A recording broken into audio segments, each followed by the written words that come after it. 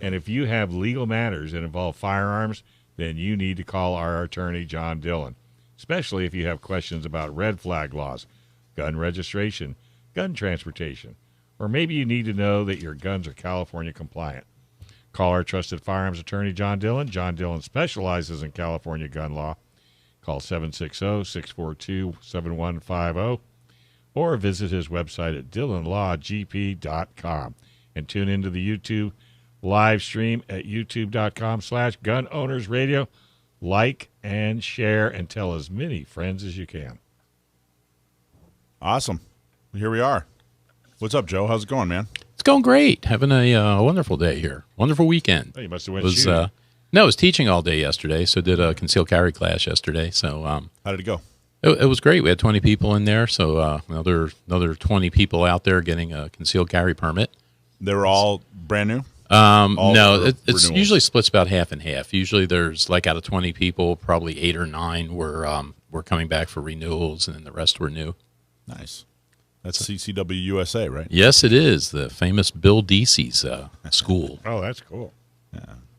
Melissa, how are you? I'm good. How are you? Welcome back to the studio. It's always lovely to see Thank you. you. I was gone last weekend, but Where were you? I'm back. I was at... You allowed to tell us? Yes. I was a photographer for Fieldcraft Survival. They had like 4 classes here, so I did photography for his classes. What are they survive? What are we teaching survival from? It was like a gunfighter, pistol 1, pistol 2, and I took the no light, low light class. That was fun. And then What'd you learn?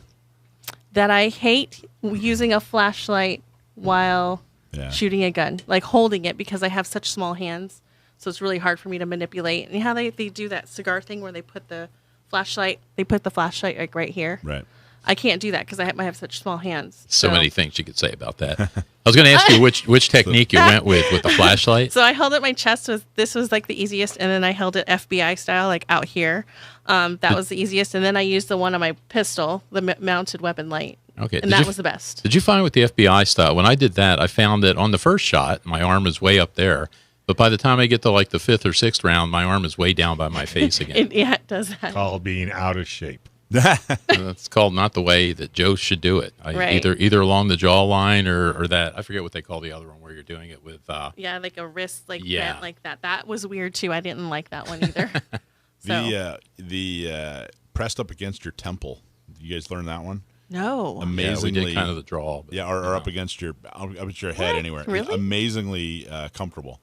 Because you end up, like when you're here, when you have it off, when you're holding it separate from your body, FBI style up, it doesn't have any reference. So your flashlight's going 100 ways, your head's going 100 ways, your gun's going 100 ways. But if you put the flashlight up against your head, it's wherever you look. Yeah, it's wherever you look. With me, the flashlight's going to end up there anyway, so might as well start there. Just take some duct tape and put it around your head and tape the Was there a myth, a low light myth that you or something that you'd always thought to be true that was busted by taking a low light class? Not really. I kind of knew the common sense, like keep the light off of you, because if they can see that light, it comes directly straight to you. So your location is always exposed. So when you shoot, just flash it on real quick, shoot, and then take it off. I always knew that, but doing it on the move in a completely pitch black, dark, range, it was way different. And then I had to weave in and out of targets and walk forward and then walk backwards too.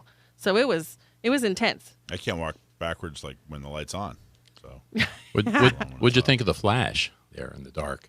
I thought it was pretty cool. And in fact, I was like, man, I should have gotten like pictures of this. That light your target up for you? Yeah. Briefly? Very briefly. But like it was nice to have, like I said, the mounted weapon light was the best choice for me. And because I have small hands, I have to have that extended controls on it. Even the extended controls that I had on that light was still not long enough for my thumb. I had to take my support hand off a master grip just to reach it with my thumb. So there's lots of things I learned. Mine was, when I took low light training, the first thing I figured out was this whole, you don't want a light that's too bright because it'll splash and blah, blah, blah, blah, blah.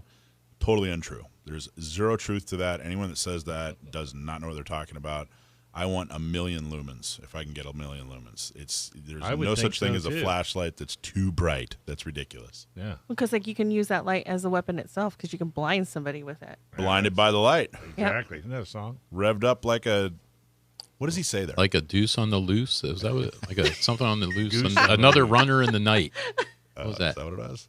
Yeah, that's not one of my favorite Springsteen songs. But and then that other one who's that other terrible band that did that, and the Manfred Mann band or something. No, I know who you're talking about. You guys It was. are aging yourselves right I thought now. it was Dylan though. Isn't it originally? No, that's Didn't he do a version of it? Blinded by the Light. No, he may have done. I doubt if he'd done a version. That's a Springsteen. Or did he song. write it? Did he write it? No. We're gonna check that on the commercial. This is old guy stuff. It's a Springsteen If song. Brandon was here, we would get that information immediately. That's true. Or Brendan, either Brendan, that's what I what meant. Brandon or Brendan, either one of those guys would have got it.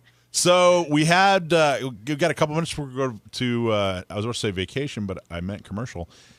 Two very cool things: San Diego County Gun Owners and APAGOA, which stands for Asian Pacific American Gun Owners Association. that's right. Both submitted amicus briefs Yes. for the carry case. So what was APAGOA's based on? Ours is based on the rise in violence for Asian Americans and how we do need firearms to protect ourselves. And this is a case that's coming out of New York. Yes, New York City has a significant Asian population. absolutely it does. So Big one. the idea that that they would need to protect themselves is extremely relevant to the city of New York.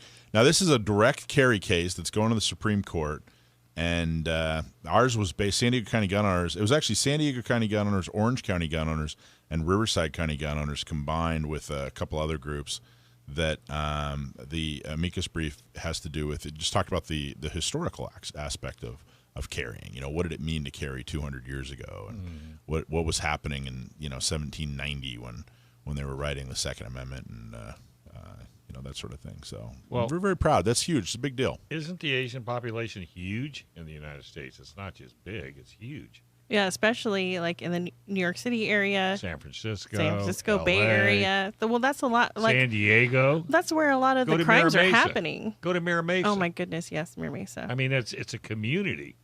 The whole area is Asian Pacific, which I think is great. I mean, I used to teach up there, but it's Well, show me a communist country, and I'll show you a huge population in the United States. no kidding. So yeah, but I'm really proud of us for doing something like that. I think it's awesome. It is awesome. I think it's taken a little longer than it should, to be honest with you. I know it. Unfortunately, it's happening because of violence, which just goes to show you don't want to push you folks in a corner for very long, then you're going to end up getting hurt. And you guys have only been around for like a month, and you already have like an amicus March. brief going to the Supreme Court. Hey, that's a feat right there. How That's about pretty that? good. Yeah, I'm really proud of Who's us. behind this? We just have like a founding board members, just 4 of us, and also Top Shot Chris Chang, winner of Top Shot. Didn't we have him on? You did a couple times, actually. Yes, Great so guy. he's our advisor and one of our board members as well. So he was the one who kind of headed that. So don't forget August. What's the date? Oh no, it just Oh, fell out of my what? head. Our picnic. Won't forget that one. Oh, don't ask me. We're having- Anyway, we're having a keep big- an eye on our website and our Facebook page and your email Wendy will know. for our summer picnic in August. It's We're going to having be a at picnic? Mike's Barbecue in Escondido. I know it's- Mikey. it's taking place of all the meetings. So Is it going to be at his location? yeah, on August 18th. I did it. August 18th. August 18th. Hey, you know what? So there's no monthly meetings that month. It's just a picnic. Everybody come to the picnic. I might, because Mike, I do a lot with Mike for car shows and stuff. Yep. That'd be a good reason to get him on KUSI. I think so. But stay tuned. We're actually going to interview the sheriff here. We didn't get the music. Yeah, we So did. we got to go to the No music? What gotta go happened? commercial. He probably thought it should have been There it is. responsibly on Ah, radio. that's- there you go. That's the one that'll get And you didn't stuck have in to your do head. 1, 2, 3 either. All right, folks. I was Hey, waiting for the right time. Oh, I Perfect. see. Thanks for watching this clip from Gun Owners Radio. You can watch us live every Sunday from 4 to 6 p.m. California time, right here on our YouTube channel, or if you're in the San Diego area, you can listen to us on 1170 a.m. We're also available on your favorite podcast platform for free. Don't forget to like and subscribe so that you can help restore and protect the Second Amendment, not just in California, but across the country.